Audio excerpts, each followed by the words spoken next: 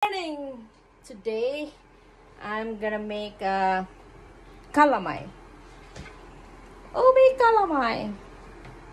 I got, I don't know what's steak rice or we call pillet. I soak it for 3 hours. Now we pour the water out. Guys, it's just like small ingredients. We have coconut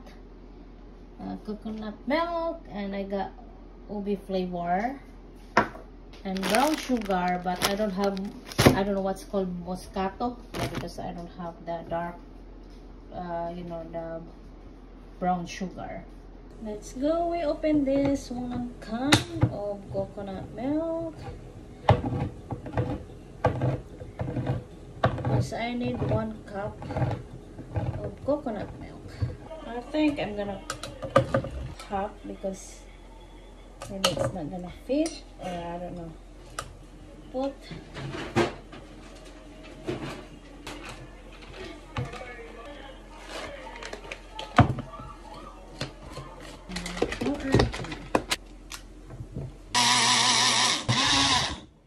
this is the rice.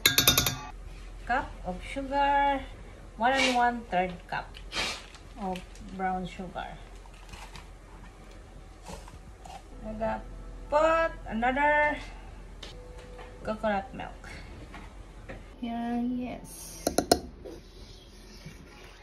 Pagkalon sa na to, guys. And then, I'm gonna put the ubi flavor. Aning bukal na. Bukal na, guys. Ato tong ibutang katong kuha na to.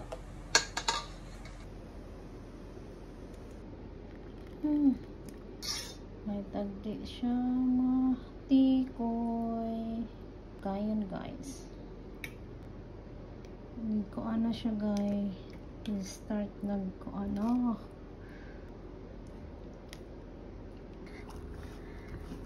My calamine. It's okay. Bahala ka diha. It's done, hun. Here's the finished product. Let's try our ubi calamine.